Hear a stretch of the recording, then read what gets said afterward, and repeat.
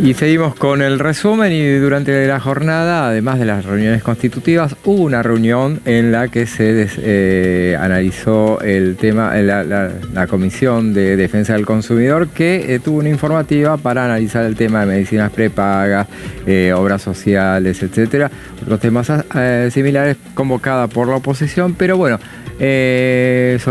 quien habló también del tema de medicinas prepagas fue el vocero presidencial Manuel Adorni durante su conferencia de prensa habitual, y esto es lo que decía. En primer lugar, comunicarles que por disposición del Ministerio de Economía, un grupo de empresas de medicina prepaga que representa cerca del 75% de los afiliados van a retrotraer el valor de sus cuotas a diciembre de 2023, ajustada a partir de allí por IPC, por el índice de precios al consumidor. Además, deberán aplicar como máximo este índice de precios al consumidor para ajustar las cuotas por los próximos 6 meses. Esto es el resultado de una medida de tutela anticipada que se dictó a raíz de una denuncia por presunta cartelización. El gobierno del presidente Milei, lo he dicho acá en otras oportunidades y sobre diferentes temas, no va a convalidar maniobras especulativas bajo ningún punto de vista. La Argentina de la avivada se terminó el 10 de diciembre último. Adicionalmente, y a los mismos efectos, esta mañana la Superintendencia de Salud, como organismo fiscalizador, está presentando una medida cautelar ante la justicia para obligar a las empresas que concentran el 90% del mercado de medicina prepaga a retrotraer el valor de las cuotas y devolver a los afiliados el monto por encima de la inflación que cobraron desde diciembre a la fecha. La Superintendencia no controla más los precios, pero sí busca garantizar la libre competencia y la libertad de elegir en beneficio de los argentinos. Y ahí escuchábamos al vocero presidencial, bueno, haciendo un anuncio que es bienvenido por los sectores de la clase media tan golpeada, obviamente por el aumento de la medicina prepaga. Y reiteramos, esto se está hablando en el día de hoy en la Comisión de Defensa del Consumidor, donde se ha analizado esas cuestiones, también el tema de obras sociales y el aumento de los medicamentos, y bueno, todo tenía que ver con el decreto de necesidad de urgencia 7023. Eso más o menos sobre esos temas giraba esa informativa, que no es la única informativa de la jornada. También va a haber a las 16 horas una reunión de la Comisión de Familia, Niñez y Juventudes, en la que se va a producir el primer informe durante esta gestión de Marisa Graham, que es la defensora de niños y adolescentes de nuestro país. Sí, que el año pasado también estuvo viniendo. Hoy estoy muy viajera en el tiempo, pero es la realidad, haciendo un contraste con lo que fue también el trabajo durante el año pasado en su gestión, teniendo en cuenta esto que ya veníamos hablando sobre algunos temas que se hablaron, por ejemplo, de la escolarización, o también de cómo habían transitado los niños y adolescentes la pandemia, por ejemplo, y cómo les había afectado, más allá que uno piensa, bueno, ya pasaron 3 años, pero de todas formas sigue siendo un tema en el que se analiza las consecuencias, ¿no? El post pandemia, pero ya el foco de análisis de este año va a ser precisamente esto que les estábamos comentando del primer trimestre del 2024, y cómo, por ejemplo, estos valores de 10 niños, 6 son pobres. Bueno, de alguna manera empezar a pensar y a trabajar sobre políticas que puedan llegar a acompañar a los infantes en este periodo tan complejo, ¿no? Así es, sí. Y Marisa Graham es una de las funcionarias que viene muy seguido al Congreso de la Nación. Decíamos, lo que vino finalmente es el proyecto de ley de medidas fiscales, justamente, y Martín, vos lo estuviste echando un vistazo. Entró recién, así que mucho no se puede leer. Sí, lo vamos a analizar con más detenimiento en un rato, pero lo que pudimos ver ya es que hay algunos puntos que quedarían igual al borrador que había circulado, que el oficialismo le había entregado a diputados de los bloques llamados dialoguistas. Ganancias, por ejemplo, va a quedar un piso que va a rondar el 1.800.000 pesos en el caso de los solteros y más alto 2.300.000, cercano a esa cifra para los casados con hijos. Lo vamos a revisar, insistimos, claro, porque acaba de entrar de manera oficial, ¿no? Hay que ver, uno lo que hace es comparar con ese borrador que había circulado y lo que ya tenemos oficial, ¿no? Claro, y recordemos que tiene, además del tema de ganancias, tiene la cuestión de blanqueo, modificación de bienes personales y monotributos también, es otra de las cuestiones que incluye este paquete, que se llama Medidas Fiscales Paliativas y Relevantes. Ese es el título. Paliativas. Hay que acordarse de ese nombre, ya habíamos aprendido el de bases y puntos de partida para la libertad de los argentinos, ahora hay que estudiarlo para mañana. Medidas Fiscales Paliativas y Relevantes, ese es el título de este proyecto que se va a debatir de manera paralela. Seguramente, bueno, el cronograma que por lo menos con el que sueña el oficialismo es un poco, a ver, ayúdame Martín, sería mañana informativa y la semana que viene entonces... Por ese tema, claro. Y la semana que viene la llevaré allá a los plenarios.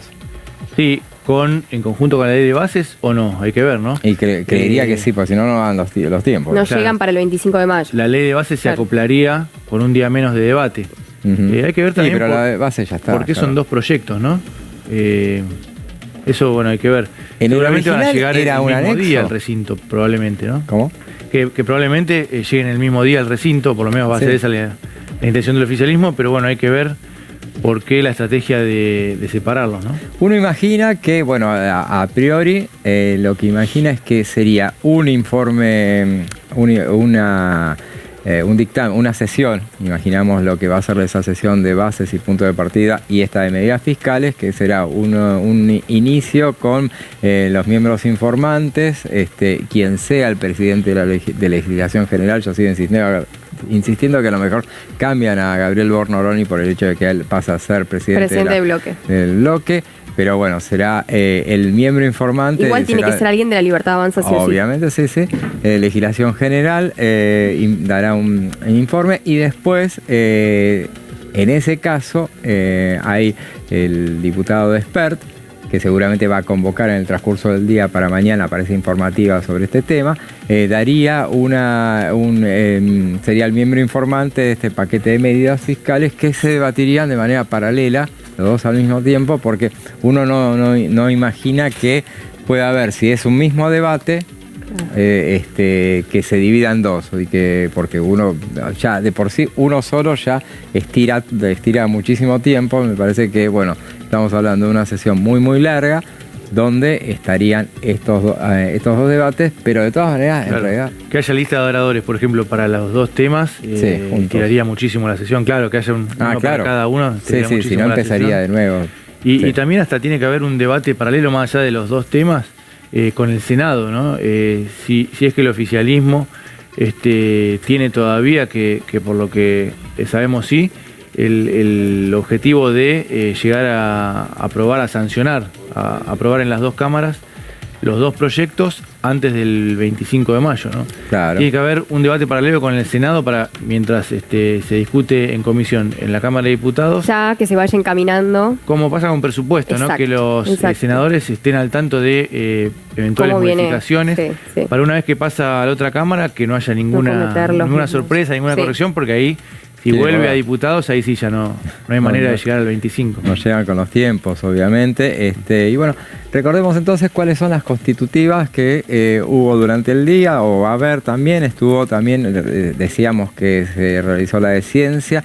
Estuvo también la de turismo, que era una comisión que tenía el PRO hasta ahora, que era había estado el diputado Santos al frente, ahora pasa Unión por la Patria, que ahora ha sumado bastantes en esta jornada. También Gabriela Pedrali es la presidenta, la diputada Marilú... Perdón, la primera era a las 9:30, creo que... la habíamos nombrado, la de ciencia, ya habíamos quedado que era Goyan el presidente, entonces vamos a la de turismo, Gabriela Pedrali, Marilú Quíos, y la diputada radical Antola va a ser la vicepresidenta segunda, y la secretaria van a ser la santacruceña Iani y Emanuel Bianchetti van a ser secretarios.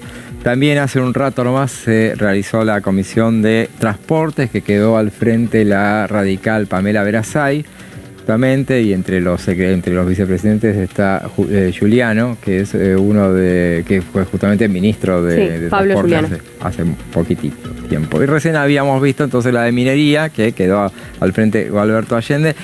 Y entonces vamos con las que restan, si las tenés ahí a mano, Lourdes. Tenemos la de Mercosur ahora, que está pactada para las 15:30, ya estamos apenas pasaditos de hora. También está peticiones, me quedé industria a las 16 también. A las 17. A las 17. Y a las 18:30 está peticiones, poderes y reglamentos. Así es, y bueno, esas son las 7 comisiones constitutivas que va a haber a lo largo de esta jornada. Recordemos entonces que también va a haber a las 16 horas una reunión de familia, niñez y juventudes, justamente con la presencia de Marisa Graham. Y a propósito de la reunión de Mercosur, que es la próxima, que están próximos a reunirse, nosotros tengan en cuenta, le avisamos a la audiencia que si se constituye así de golpe, nosotros pasamos inmediatamente ahí, así que ante cualquier eventual arrebato de que nos vayamos del aire, obviamente priorizamos la difusión de la Comisión de Mercosur. Y estaba presidida, Lourdes decía recién, justamente que estaba presidida por Fernando Iglesias hasta ahora, que ahora es presidente. Ahí sabemos que va a haber cambio seguro, ¿no? Ahí seguramente veremos a quién le corresponde la presidencia, seguramente alguien de la oposición. De UP. Puede ser. Hasta ahora UP sigue siendo quien más comisiones tiene, ¿no? Entonces, no sacamos la cuenta ahora, pero sí era en su momento llevaba 11. Y ahora sacó bastante. De ahora debe tener mucho más. Sí. Y esta semana también. O sea, decimos ahora por la semana pasada que hubo martes, miércoles y jueves, y esta semana ya vamos 2 días. O sea, quedaría lo que suceda mañana, día jueves, que dicho sea de paso, si quieren se los digo, a las 9:30 tenemos deportes, que en su momento estaba presidida por el diputado Héctor Baldassi, que él, recordemos, es árbitro de fútbol. Y a las 11 de la mañana la comisión de juicio político, esta comisión que en su momento fue presidida por la diputada Carolina Gailard. Recordemos que el juicio era por incumplimiento en los deberes, en este caso para los miembros de la Corte Suprema de Justicia, de sus 4 miembros, y luego está libertad de expresión a las 12:30, que en su momento era Sabrina Ahmechet. Ahora recordemos que la diputada está presidiendo derechos humanos. Y bueno, habrá que esperar, seguramente también sea alguien de la oposición. Lo que sí puede llegar a suceder, y ya lo anticipamos desde acá, es que las 3 comisiones se suspendan estas mañanas, justamente por el hecho de que se va a consumir, si se convoca esa informativa de presupuesto. El plenario sería, por el plenario, sí, me he olvidado de eso. Claro, entonces ya se había anticipado así, off the record ya habían anticipado que si eso sucedía, que lo más probable es que por el interés que hay de los propios legisladores es en participar de este tema del debate de medidas fiscales, justamente entonces pasaría las constitutivas, las restantes quedarían para la próxima semana. Y recordemos que con estas 3 que se tendrían que reunir mañana, más las pendientes de hoy ya hay 2 pendientes. Bueno, esas son quedarían entonces las 46 comisiones permanentes de la Cámara de Diputados ya conformadas. Y recordemos entonces en el caso de relaciones, la de Mercosur, justamente me acuerdo que había tenido, entre las reuniones que habían tenido, tampoco fue una comisión que se reuniera demasiado, pero había habido por lo menos una informativa que fue muy interesante, que después se realizó un día en el cual habían convocado una sesión. Justamente esta informativa se hizo igual, bien temprano, a la que asistieron entre otros Nicolás Dujovne, por eso era todo el interés que había. Por la moneda, ¿no? Por la moneda común. Sí, por este proyecto bimonetario. ¿Se acuerdan que había sido muy trabajado también por Martín Tetaz, que era uno de los que presentaba con Brasil? Y fue interesante también porque incluso atravesaba, ¿no?, las diferentes posiciones políticas y sí, había coincidencia, había puntos de coincidencia en un momento muy confrontativo de la Cámara, y eso es como que quedó al margen. Y bueno, además presidida por Fernando Iglesias también era llamativo, porque es un diputado muy controvertido, pero bueno, en ese caso casi se ponen de acuerdo. Después no avanzó el proyecto por otras cuestiones ajenas a la comisión, probablemente. Claro, y un tema también del que se pretendía hablar era, esto que tiene que ver con el tema fronterizo, ¿no? Y los delitos por ahí que tienen que ver con el narcotráfico, con el tráfico, por ejemplo, de flora y fauna, delitos que implican, unas fuertes relaciones bilaterales o en este caso multilaterales en materias de seguridad, ¿no? Así es, y a propósito de lo que decíamos, por ejemplo, en ese proyecto, esa cuestión respecto de la bimonetarización, era tan transversal que había un proyecto de Fernando Iglesias y otro proyecto de Eduardo Valdés, de Unión por la Patria. O sea, había proyectos que apuntaban a lo mismo y ahí estaban totalmente de acuerdo. Y a propósito de esa reunión fallida, que a mí me había quedado muy, muy grabada porque había mucha tensión por la presencia nada menos de Nicolás Dujovne. Uno imaginaba que se le iban a tirar a la yugular todos hablando de otra cosa, y no, en realidad se habían reunido ahí y lo escucharon muy atentamente porque él contó de qué manera durante la gestión de Cambiemos estuvieron a punto, muy cerquita de llegar a un acuerdo con el gobierno brasileño para establecer el uso de una moneda común.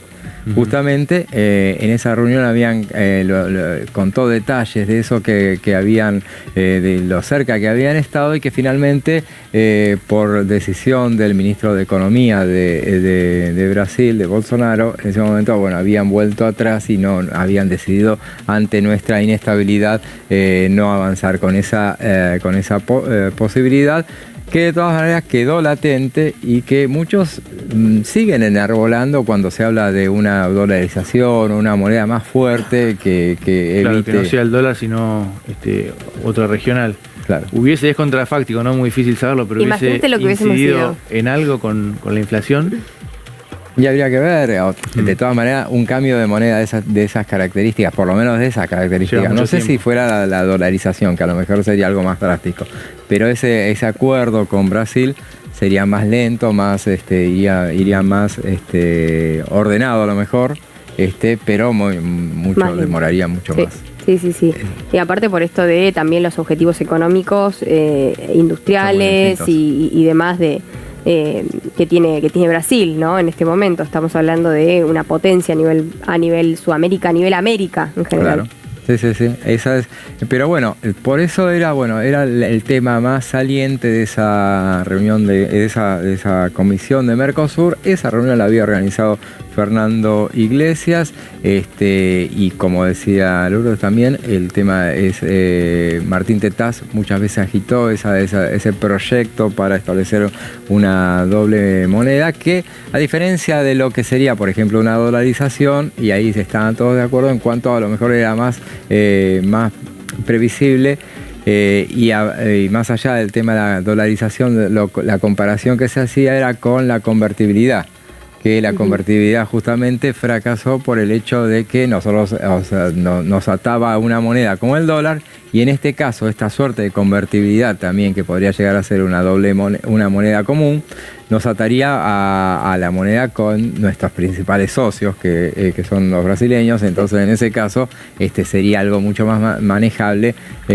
porque son también los riesgos un poco que tiene, que puede llegar a traer una dolarización en la cual te atás a una moneda fuerte como es el dólar, y tu principal socio que usa el real puede devaluar, y ahí se genera una desproporción. Realmente esos serán algunos de los temas que a lo mejor puede ser que vayan a analizar en esta reunión constitutiva, que va a ser en instantes y va a ser a las 15:30. Va a ser en breve, seguramente estará constituyéndose. Nosotros llegamos al final de esta edición. Gracias, Martín. Gracias, José. Buenas tardes. Y gracias, Lourdes. Un placer. Mañana. Gracias. Nos vemos mañana. Con ustedes nos vemos nuevamente mañana a las 14, y ahora lo dejamos en compañía de Amanda Alma y su equipo de Tercera Edición.